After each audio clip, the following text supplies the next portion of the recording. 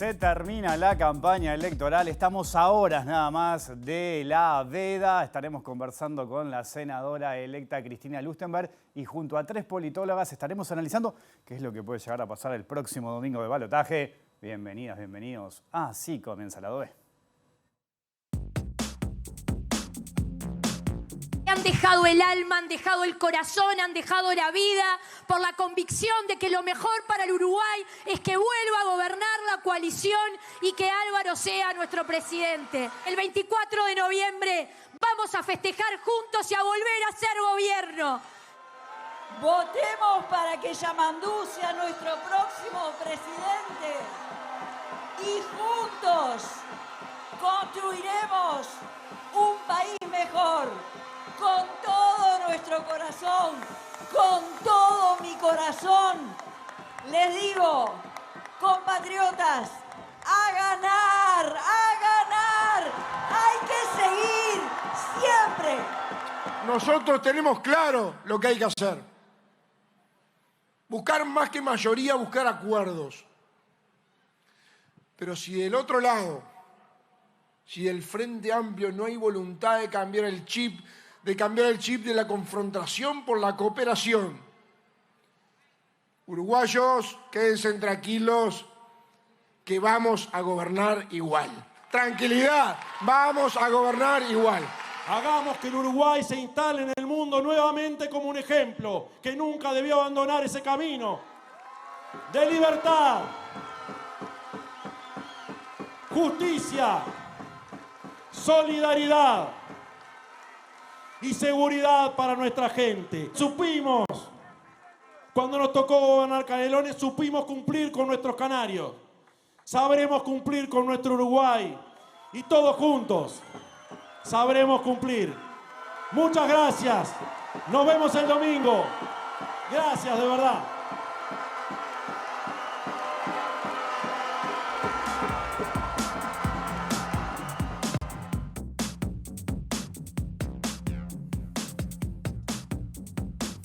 Último día para hablar de la campaña electoral antes de la veda, antes del balotaje del próximo domingo 24 de noviembre. Ahí veíamos tramos de los cierres de campaña de las dos fórmulas. Y es un gusto recibir aquí a la senadora electa del Frente Amplio, Cristina Lustenberg. ¿Cómo estás, Cristina? Un gusto tenerte por acá. Bueno, un gusto a ti, Wilmar, a toda la audiencia y este panel. Panel de lujo. De lujo, exactamente, con 3 mujeres analizando exactamente desde su disciplina la coyuntura política del domingo. Así que un gusto. Bueno, 3 politólogas, Marcela Schenk, Camila Ceballos y Tamara Zamudio, que ya las vamos a incorporar también a la charla para analizar a ver qué es lo que puede pasar en estas horas, las últimas horas de campaña y el domingo. Veíamos ahí, Cristina, también lo que estaba pasando ayer en el cierre, ¿no? Sí, ayer fue un acto en Las Piedras. Ajá. Precioso, porque la verdad estábamos acompañando a la fórmula, a Yamandú Orsi y a Carolina Cose, los 16 y las 16 senadoras electas, en un ámbito bueno, estaba la gente muy conmovida. Creo que ayer fue un buen cierre de campaña en la ciudad de Las Piedras, con lo que significa esa ciudad, ese departamento, particularmente para Yamandú, y todos convencidos de que el mejor presidente que la ciudadanía puede votar el domingo 24 de noviembre es Yamandú, para llevar adelante el crecimiento de un país que también aborde con políticas activas la desigualdad, que es un tema que no aparece casi en los enunciados del programa, como así fue en Compromiso para un País en el año 2019. Nosotros ayer era un acto de verdad, de mucha alegría. Yamandú hizo un discurso dirigido a todos los uruguayos, a los militantes, a los que están indecisos.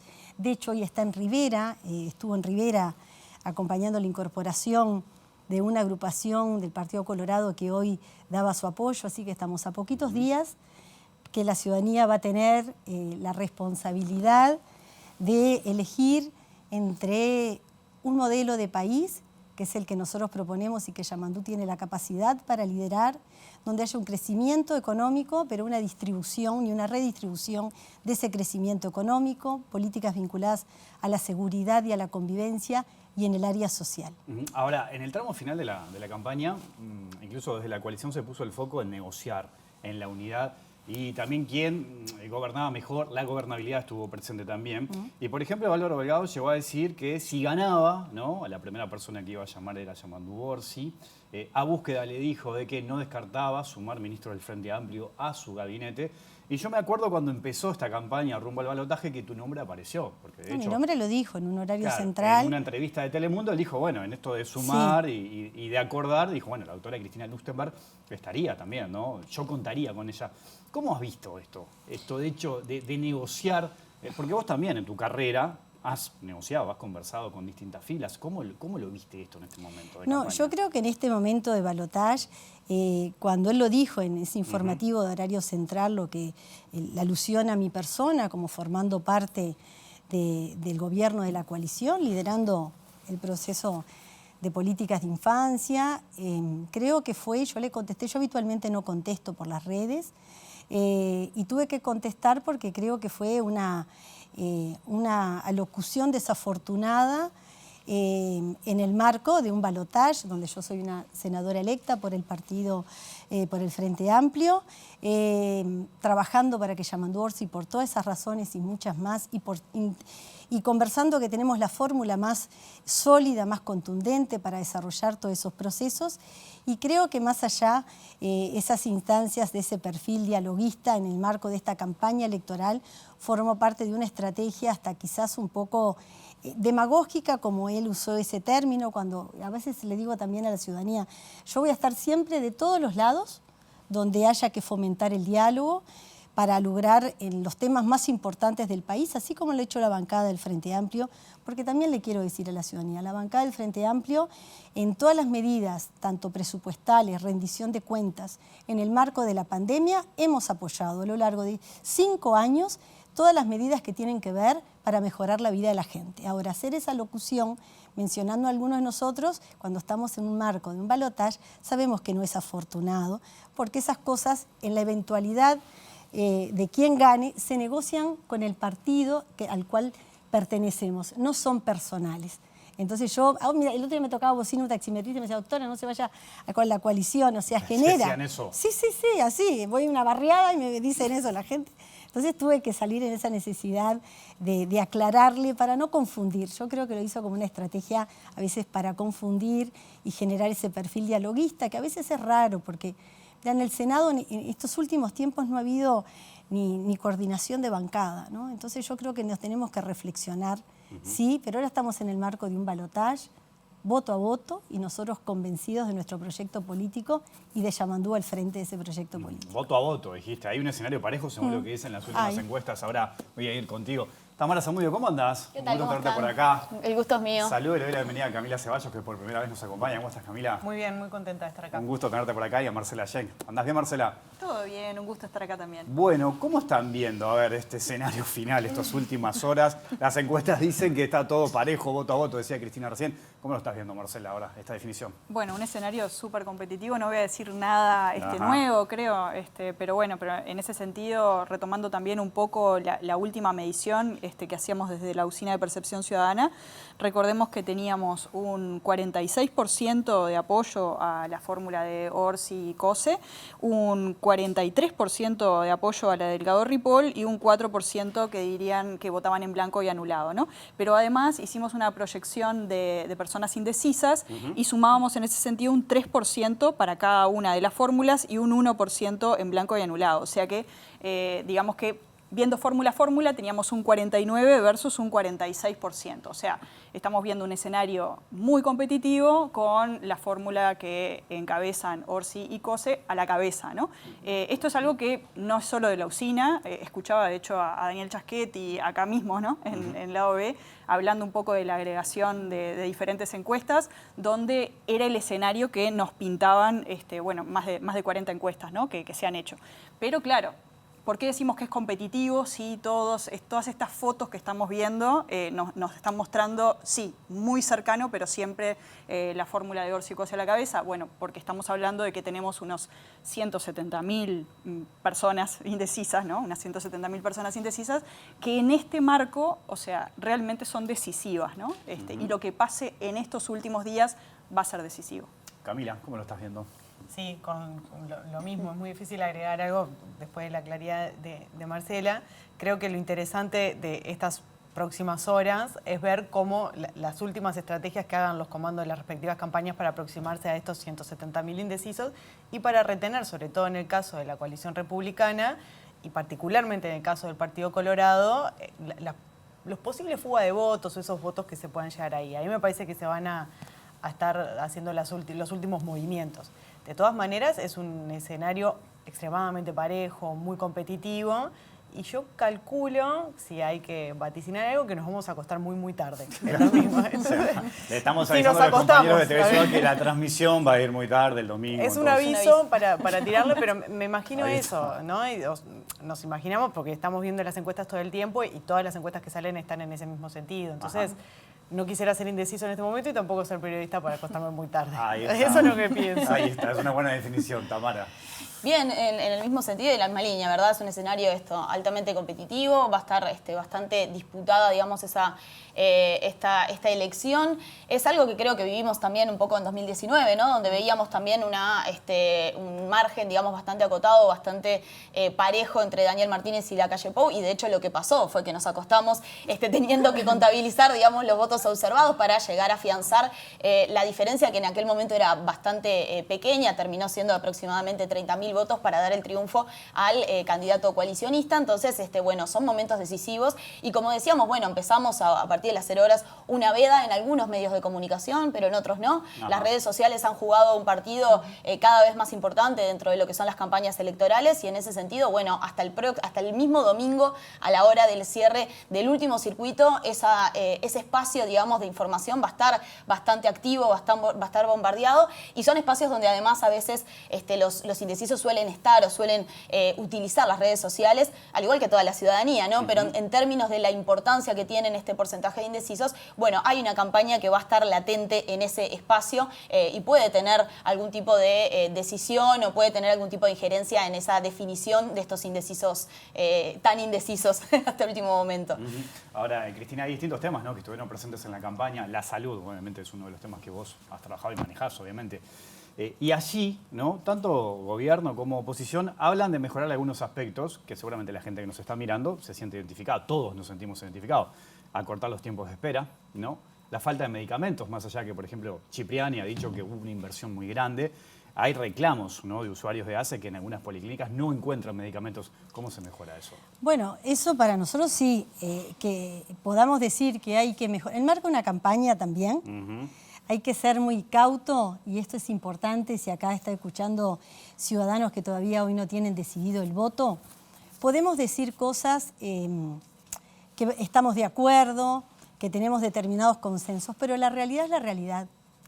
En el Sistema Nacional Integrado de Salud, en estos 5 años, hemos tenido un franco retroceso, un retroceso en el rol rector del Ministerio de Salud Pública, que eso ha conllevado que hoy hay 3 instituciones, cerró una institución como Casa de Galicia, y hay 2 instituciones con una fragilidad, o por lo menos que hay que estar muy atento a la estabilidad económico-financiera y que no vaya a afectar la calidad asistencial de los usuarios. Nuestra reforma del sistema de salud, implementada a partir del año 2008, no votada por la mayoría de la coalición en esos años, ha sido un pilar fundamental para la accesibilidad a la salud de todos los ciudadanos en este país. Se invirtió, mejoró muchísimo el gasto por usuario entre ACE y los prestadores, o sea, las mutualistas, para que la gente entienda, pero hoy hay una dificultad muy clara. En ese retroceso, que hay diferentes áreas, hoy uno vaya por donde vaya, recorriendo el país. Yo en estos 5 años he recorrido todo el país y en estos meses particularmente ir a tomar contacto con trabajadores, con usuarios del sistema de salud, y hay una dificultad muy grave en la accesibilidad a los medicamentos. Forma parte también de problemas que no solamente hay en ACE. En ACE hemos tenido, analizando cada una de las rendiciones de cuentas del año 2021-2022, había un retroceso en la inversión. Recién en el año 2023, en la última rendición de cuentas, se equiparó la asignación con respecto al año 2019 y un poco más, pero esa mayor cantidad de asignación de recursos no ha impactado en la disponibilidad. Yo voy el martes a Florida, el lunes a Sarandí de Allí, la semana pasada a Varela, a Minas, en todos los lugares. los usuarios no tienen acceso a medicación básica. No estamos hablando de incorporación de medicamentos al Fondo Nacional de Recursos, estamos hablando de las medicaciones, yo hablo como médica, para enfermedades crónicas, para la diabetes, la hipertensión, medicación común. Hay un mal enmarcado de que el Uruguay no tiene una política nacional integral de medicamentos. Pero hay otra cosa que también influye. Los temas no son en ACE solamente, donde la gente en la policlínica no tiene la medicación, tiene que ir a otro lugar, caminar de un lugar a otro en una ciudad, con lo que significa para la gente. Y como pediatra, hablo con mis colegas pediatras, estoy hablando de la medicación básica para la atención de los niños. Pero también en las mutualistas y en los prestadores privados hay dificultades porque hay cerca de 300 prestaciones y procedimientos que en estos años se ha acentuado. Es un problema que viene quizás desde el año 2012, pero en estos años hemos de verdad tenido un franco atraso en la incorporación de medicamentos al formulario terapéutico de medicamentos y al plan de salud. Y eso hace que al no estar regulado esos tickets moderadores por parte del Estado, un paciente, un usuario, un anticoagulante que hoy es de primera línea, se le puede cobrar su prestador entre 3 y 7 mil pesos. Para pacientes que tienen muchas enfermedades, los pacientes jubilados que consumen a veces el 60-70% de su sueldo, se les va en una carga desmedida de medicamentos y procedimientos que no están.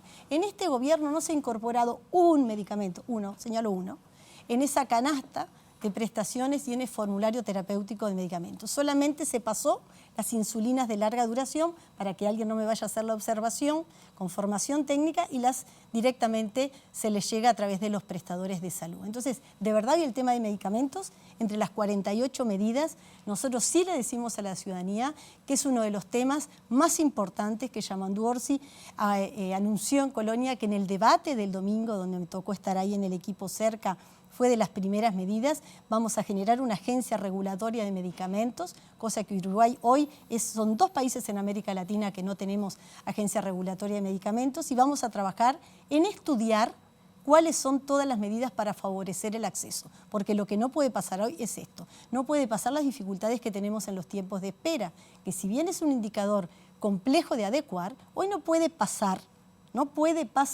el deterioro que tenemos. Yo voy al Hospital Regional de Salto hace 20 días y los niños, y me he referido por sus familiares y conversado con autoridades de ACE, se les orienta que vayan en junio del año 2025 a conseguir hora para oftalmólogo, para urólogo, para muchas disciplinas.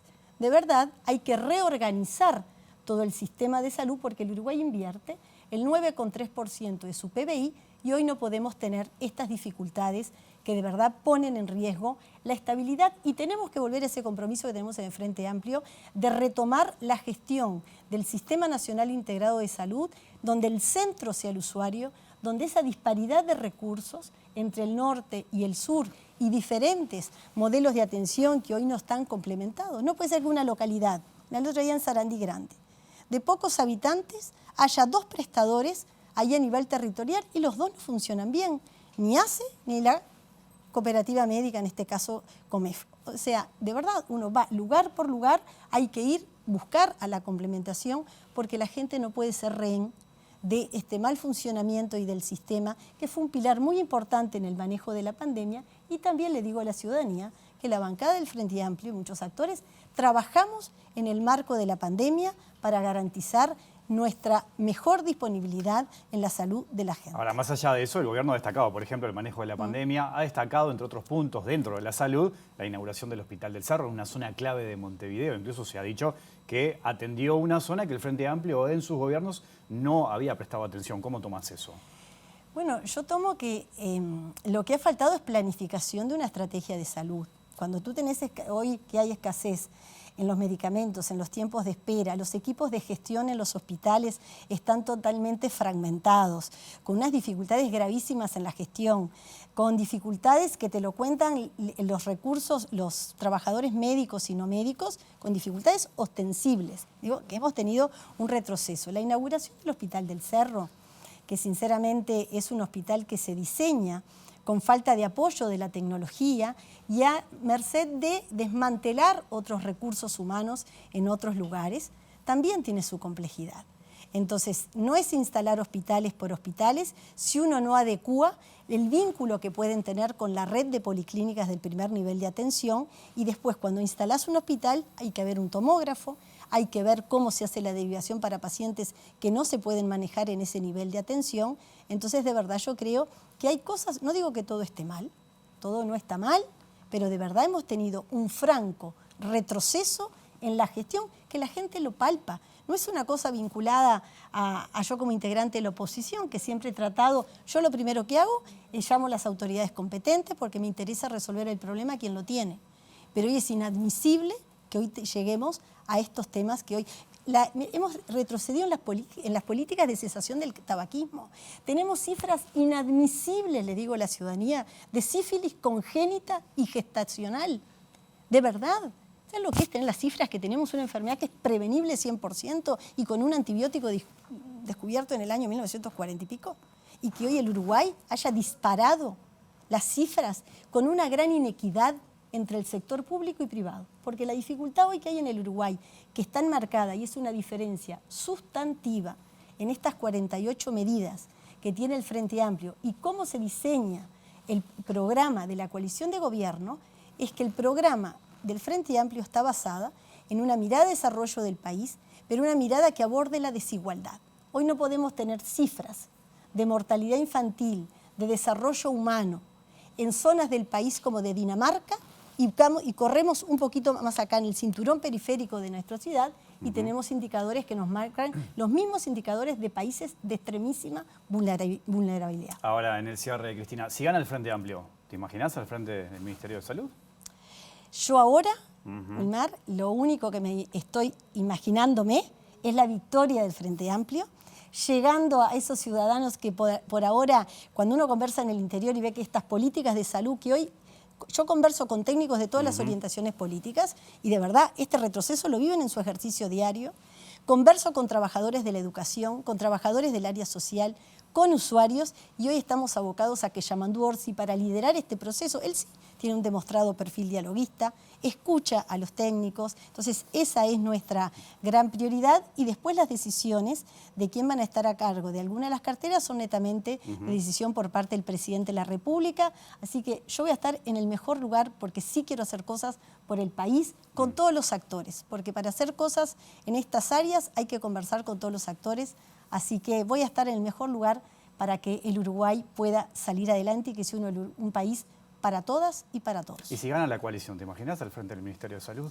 No, la verdad que no me imagino formando parte de la coalición de gobierno porque hay una orientación política, ideológica, diferente en eso, sí teniendo acuerdo de colaborar con acciones que sea para mejorar, como hablamos, las políticas de infancia, aportar en el sistema de salud, he aportado el día cero, con el ex ministro Salinas, con la ministra Rando, con el propio Álvaro Delgado, tratando de aportar porque creo que primero está la gente. Ahora acá estamos decidiendo orientaciones políticas muy diferentes entre un modelo que concentra, no redistribuye, las políticas sociales están vistas. Pero ahora con la discapacidad, antes que me cortes, de verdad estos días, el retroceso franco que hemos tenido en el Sistema Nacional Integrado de Cuidados, y escucho hablar a la vicepresidenta, escucho hablar la candidata a vicepresidenta por el Partido Nacional de la prioridad en las políticas de atención a la discapacidad. Este gobierno ha desmantelado lo que es el instituto, lo que iba a ser el Instituto Rector Pronadis, lo fusionó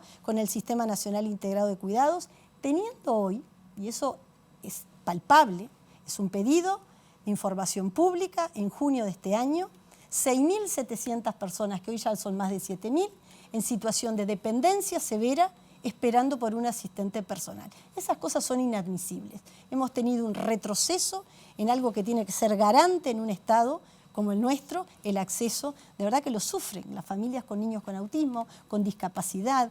Es lo básico, hemos tenido un retroceso para que ahora digamos que esto va a ser una prioridad cuando hemos desmantelado, de verdad, el Sistema Nacional Integrado de Cuidados, teniendo un franco retroceso y ni siquiera avanzado.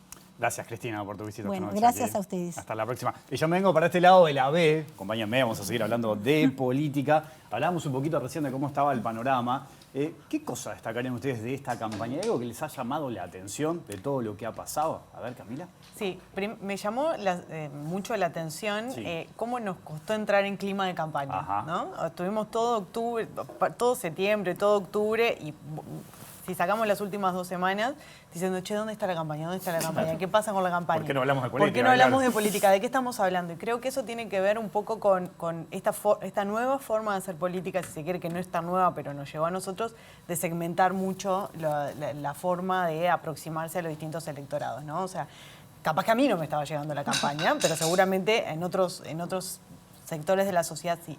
Eso tiene, por un lado, una ventaja, que es que vos estás logrando acceder a la población con la que vos querés efectivamente tener algún tipo de intercambio, de un diálogo y bajar con la propuesta efectiva, pero por otro lado, generás también un clima como de cierta apatía, no sé si de apatía, pero de frialdad, que la tenés que motorizar mucho en las últimas semanas, ¿no? ¿Qué pasó en estas 3 semanas de octubre, entre octubre y noviembre? Fue como un nivel de intensidad que nos desacostumbró, ¿no? O sea, la primera semana de Delgado, de Delgado sobre todo, tratando de instalar esta idea de que él tenía la gobernabilidad, se va diluyendo y después vuelve con otra propuesta. Es como que tuvimos una campaña en 2 ritmos. Y creo que ahí es necesario empezar a discutir si esta forma de encarar las campañas es una forma que habilita el intercambio democrático y profundo en términos políticos, ¿no? Yo tengo la sensación de que no es por ahí, pero bueno, es simplemente una perspectiva en el medio de la cuestión. Claro. Bien.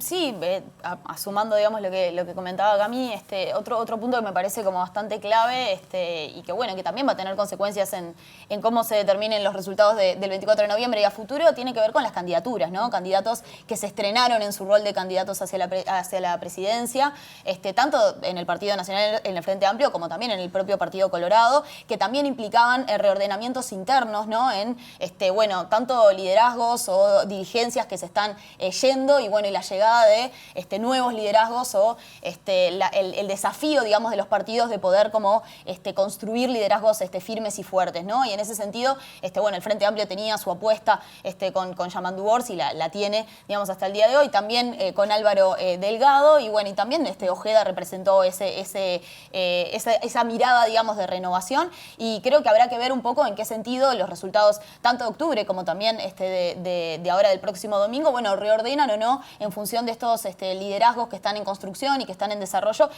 tanto las internas partidarias como su futuro en términos como de la importancia que pueden tener o que pueden construir hacia las internas de sus partidos, ¿no? Claro, Marcela, ¿qué destacarías vos? Sí, a ver, coincido con lo que vienen planteando y creo que también esta sensación como de aburrimiento, de frialdad, tiene que ver con una gran estabilidad de la intención de voto, ¿no? O sea, cuando estábamos viendo la película de las diferentes mediciones que hacíamos durante este año, lo que veíamos era, no veíamos grandes variaciones, ¿no? De hecho, si bien teníamos porcentajes que variaban levemente de una medición a otra, la gran foto la veíamos desde principio de año, ¿no? Lo que ocurrió en octubre. O sea, lo que estamos viendo es partidos que logran concitar el apoyo de la ciudadanía, que logran, digamos, que cumplir con ese cometido, digamos, de representatividad, ¿no? También estamos viendo, creo que algunas señales de alarma o luces rojas en el camino, en el sentido de, bueno, esto de la persistencia de personas que están indefinidas. A veces tendemos a pensar que esto tiene que ver con, bueno, el votante medio, ¿no? O posturas, bueno, sí, más cercanas al centro, etcétera. Pero creo que también es un error de interpretación en ese sentido, porque lo que estamos viendo son personas más alejadas de la política, claro, ¿no? En ese ahí sentido. Donde decís esa señal de advertencia. Exactamente, exactamente. Y además cuando miramos eso con otro tipo de mediciones que se hacen a nivel latinoamericano, pero también en nuestro país, de seguimiento de año a año, vemos también una señal de alerta en relación a lo generacional, ¿no? Y bueno, y lo que está pasando con los jóvenes, con las jóvenes en ese sentido. Creo que es un elemento también a tener en cuenta de qué es lo que está pasando, que hay segmentos de la población importantes que no se están sintiendo representados. Claro, en términos relativos son pequeños, ¿no? Terminan moviendo la aguja en contextos como claro, este. Igual aún duda. aumentó, ¿no? De una elección a otra aumentó en realidad eso. Sí, y también el voto en blanco y anulado, ¿no? Claro. Que estamos viendo que también está marcando una señal. Y bueno, y que existan también partidos antisistema que tengan representación en el Parlamento, si bien de vuelta, si lo miramos en términos relativos con lo que está pasando en Uruguay en relación a otros países de la región y también a nivel internacional, son minoritarios, de todas formas que existan ya es una señal de alerta, ¿no? Ahí hablas de Salle directamente, Sí, ¿no? concretamente, ¿no? Con un discurso antisistema, antiélites, bueno, de esa forma, digamos, pero capitalizando desde ese lugar de mucha crítica, digamos, a la política institucionalizada y que logra efectivamente capitalizar electoralmente, ¿no? Esa crítica. Y el otro elemento que creo que fue una novedad de esta campaña que tenemos que tener en cuenta y sobre todo por algo que decía Tamara hoy, ¿no? O sea, la veda empieza en unas horas, pero empieza en los medios que juegan con las reglas, ¿no? Y no en las redes sociales o otro tipo de medios, es esta, digamos que presencia en nuestro contexto de actores que juegan con otras reglas justamente, ¿no? Más vinculados a los extremismos y los extremismos de derecha, por ejemplo. Creo que también es una señal de alarma que tenemos que tener en cuenta, considerando además que esta campaña empezó con elementos de campaña sucia, ¿no? Que no hay que olvidarlo. Si bien creo que se neutralizaron y se neutralizaron muy bien, de todas formas que hayan existido y que hayamos tenido coletazos también durante la campaña de estas situaciones es un elemento de novedad para nuestro contexto, no es un elemento de novedad para el contexto internacional, ¿no? Y también es una señal de alerta. Sí, Camila. Para retomar un poco lo que decía Marcela recién, a mí me parece que esta elección fue un poco bisagra, ¿no? Porque nosotros estamos como muy acostumbrados al excepcionalismo uruguayo, a nosotros no nos va a pasar, venimos a estar todo bien, pero me parece que el sistema político en general y el sistema de partidos en particular, quizás cuando termine el ciclo electoral con las elecciones departamentales en mayo, tenga que parar un poco y pensar qué es lo que está pasando. Bueno, a nosotros las cosas nos pasan igual, ¿no? O sea, la irrupción de partidos como Identidad Soberana, el evento de denuncia falsa hacia Yamandú y otras cosas que pasan en las redes sociales que no todo el tiempo estamos consumiendo, pero pasan y están, es necesario tomarlas en cuenta, porque de esa forma también se está cultivando un sentido político, una idea de qué es hacer política y qué tipo de política queremos y nos merecemos. Me parece que eso es una señal muy importante, que el sistema político tiene que estar a la altura y tiene que darle una señal a la ciudadanía de que está prestando atención a sus demandas también. Y tengo esa expectativa. Sí. Es baja igual. Bueno, pero ojalá pase algo, digamos, con eso, ¿no? Porque yo creo ahí, y enganchando en esto que decía Cami, que tenemos partidos que como Identidad Soberana que plantean esta lógica antisistema, pero también tenemos algunos dirigentes de algunos partidos que también tienen algunas estrategias que son peligrosas, ¿no? Estrategias de fake news, o sea, hemos visto a Graciela Bianchi, a una de las principales senadoras de nuestro país, publicando información falsa o tergiversando información en distintas redes y medios sociales, sabiendo lo que genera, lo que reproduce. Entonces me parece que la señal de alerta es hacia todo el sistema político, pero también dentro de los propios partidos, de poder observar, digamos, el tipo de dirigencia o el tipo de actitudes, digamos, que se promueven, cómo eso sí puede generar algún tipo de impacto positivo, en generar adhesiones, pero también lo que implica en términos de los discursos, el contenido y las formas hacia, bueno, el debate sobre la calidad de la democracia. Y un punto que quería también señalar en estas cuestiones de las particularidades de esta elección es que, bueno, estamos en momentos de definición o de cierta consolidación, si se quiere, de la coalición republicana, ¿no? Porque, bueno, algo que se había construido en 2019 por un acuerdo que parecía más circunstancial y que, en efecto, bueno, fue exitoso al terminar, digamos, un periodo de gobierno sin haberse quebrado, bueno, vuelve a instalarse y esta vez con una mirada y un discurso ya con una identidad o queriendo construir una identidad coalicionista, ¿no? Entonces, bueno, a mí me parece interesante observar en el caso del triunfo de la coalición qué es lo que ocurrirá, si eso seguirá afianzándose, si se transformará en un lema en las siguientes elecciones, como se ha planteado, o, bueno, en el caso en el que gane el Frente Amplio, cómo se posicionará y cómo se estructurará esa coalición hacia la interna, si logrará afianzarse también en términos de bloque o, bueno, en términos de las necesidades de negociar dentro del Parlamento y de las distintas estrategias que emplea el Frente Amplio en un posible gobierno, desarmar un poco esa coalición que hasta ahora ha sido exitosa, pero dentro de una gestión de gobierno. Ahora, dentro de esas novedades que manejaban, ¿no? Por ejemplo, lo de Salle, esa llegada de Salle al Parlamento, uno cuando analiza el discurso de Salle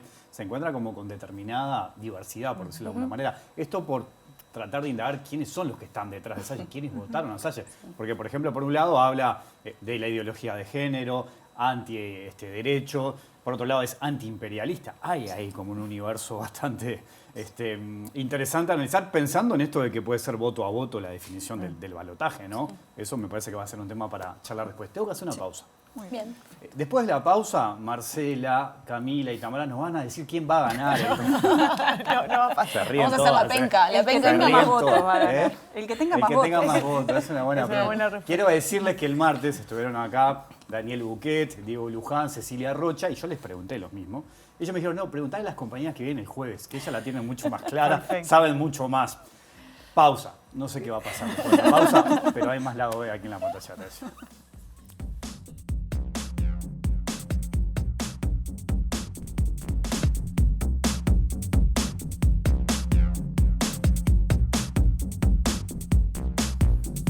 Seguimos en vivo aquí en Lado B, en la pantalla de TV Ciudad, a horas de la veda electoral, pensando y analizando qué es lo que puede llegar a pasar el domingo 24 de noviembre con Marcela Schenk, Camila Ceballos y Tamara Zamudio. Hay un tema que está presente también y es el de la fuga de votos, la migración de votos. En ese sentido, Marcela, ¿qué podemos decir, por ejemplo? Bueno, hablábamos un poquito, ¿no? En el corte y también... El corte estuvo muy bueno, quiero decir.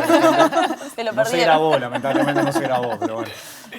Justo dijimos ganador, pero bueno. Sí, no sé si alguien lo grabó acá, cualquier cosa me avisa, ¿no? No, pero pensando un poquito también en lo que traía Tamara en relación a, bueno, aparte del discurso, por ejemplo, que estamos viendo en Delgado y en la coalición, ¿no? En esto de tratar de mantener el desafío, digamos, de mantener unido ese voto coalicionista y que no haya fugas, cuando hemos visto en balotajes anteriores que, bueno, que esas fugas ocurren, ¿no? Que el voto de octubre no se puede trasladar así tal cual al voto de noviembre y de hecho a nivel de las mediciones que hemos venido realizando desde la usina podemos ver un poco de esa trazabilidad, ¿no? Y en la última medición, viendo un poco la dinámica de migración entre octubre y noviembre, veíamos que tanto el Frente Amplio como el Partido Nacional mantenían prácticamente la totalidad, ¿no? De su votación entre una y otra instancia, pero cuando veíamos otros partidos de la coalición, el Partido Colorado, Cabildo Abierto, el Partido Independiente, si consideramos que tuvieron, bueno, en el torno del 20%, veíamos que un 18% iba hacia la fórmula Delgado-Ripoll, pero un 2% iba hacia la fórmula de Orsi y Cose, ¿no? Y en el caso de otros partidos, que hoy también traíamos el tema de otros partidos, que representaron en el torno de un 4%, veíamos que la mitad de ese porcentaje iba para la fórmula que encabezan Orsi y Cose, un 1% para Delgado-Ripoll y un 1% en blanco y anulado, ¿no? Y en el caso de los votos en blanco y anulados, que acá hay una cosa quizás un poco contraintuitiva, ¿no? Porque teníamos un 5%, alrededor de un 5% en octubre de este año, y lo que nos dice, bueno, la literatura y la historia es que tiende a aumentar esto, ¿no? De octubre a noviembre. Pero acá también tenemos el tema de que en ese porcentaje estamos considerando los votos en blanco parciales, ¿no? Claro. Los que solo incluyeron una papeleta, ¿no? De los plebiscitos y no incluyeron un voto hacia alguno de los partidos. Y en ese sentido lo que veíamos es que hay un 1% de ese 5% que teníamos que votaría por Orsi y Cose y un 4% que se mantendría como blanco y anulado. ¿Cómo lo ven ustedes? A ver. No, Camila. me parece que lo más interesante, si yo tuviera que ser estaría en unos comandos de campaña, claramente en la estrategia del Frente Amplio, sobre todo en el debate, se vio esta intención de Orsi, ¿no? De apelar al voto vallista, de hecho lo nombra varias veces, Claro. nombra el pilar sustantivo del vallismo que fue la educación pública, y en el caso de la coalición republicana lo que se ve es este esfuerzo bastante evidente del Partido Nacional contener y esta barrera, ¿no? De acá no se va nadie, esta espalda con espalda de Ojeda y Delgado, que fue evidente en su spot. Ahora, el punto es, ¿cuán eficientes o efectivas son estas estrategias para retener esos votos? Y es muy difícil saber porque tampoco sabemos cómo esta gente está dispuesta a migrar.